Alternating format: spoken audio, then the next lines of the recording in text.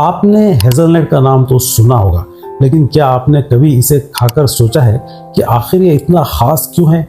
क्योंकि ये सिर्फ चॉकलेट में डालने वाला कोई फैंसी नट नहीं है। इसमें कुछ ऐसे न्यूट्रिएंट्स होते हैं जो आपकी रोज की डाइट के लिए काफी इंटरेस्टिंग है।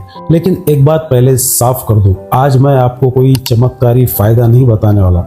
जो साइंस कहती है वही बात करेंगे और आखिर में बताएंगे कि इसे रोज की डाइट में कैसे शामिल किया जा सकता है। मेरा नाम डॉक्टर रफीक है, heart sugar specialist, director pulse hospital Nanded. सबसे पहले बात करते हैं इसके फैट्स की। अब फैट सुनते ही डरने की जरूरत नहीं है। हेज़लनट में काफी मात्रा में मोनोसैचुरेटेड फैट्स होते हैं, यानी ऐसे फैट्स जिन्हें हेल्दी डाइटरी पैटर्न का हिस्सा माना जाता है। और रिसर्च में नट्स को बैलेंस डाइट का हिस्सा बनाने का रिलेशन बेहतर कार्डियोवैस्कुलर हेल्थ मार्कर से देखा गया है। लेकिन ध्यान रहे, इसका मतलब ये बिल्कुल भी नहीं है कि हेज़लनट अकेले हार्ट डिजीज को रोक देगा। पूरी डाइट और लाइफस्टाइल ज्यादा मायने रखते हैं। अब आते हैं हेज़लनट की एक और खास बात पर, vitamin E. Hazelnut vitamin E का अच्छा सोर्स है। विटामिन ई हमारे बदन में एंटीऑक्सीडेंट्स की तरह काम करता है और सेल्स को ऑक्सीडेटिव डैमेज से, स्ट्रेस से बचाने में अहम रोल प्ले करता है। लेकिन यहाँ भी एक छोटा सा कैच है। एंटीऑक्सीडेंट होने का मतलब ये नहीं है कि कोई फूड हर बीमारी से बचा सकता है। न्यूट्रिशन इतना सिंपल नहीं है।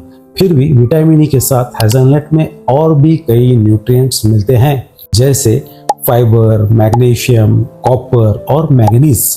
अब फाइबर की बात करें तो ये हमारे डाइजेस्टिव सिस्टम के लिए बहुत ज़्यादा इम्पोर्टेंट है।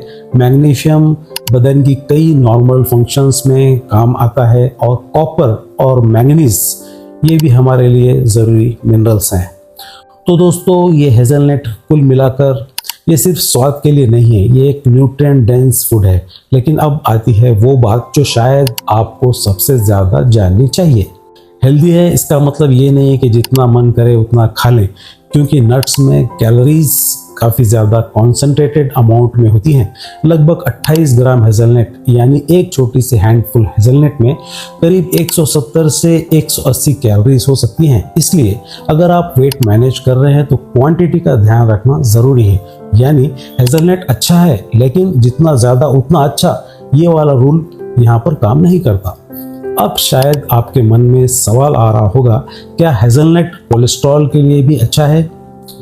जी हाँ, कुछ क्लिनिकल स्टडीज और सिस्टमैटिक रिव्यूज में हेज़लनट्स खाने से एलडीएल कोलेस्ट्रॉल और कुछ कार्डियोवैस्कुलर रिस्क मार्कर्स में मॉडेस्ट इंप्रूवमेंट देखा गया है।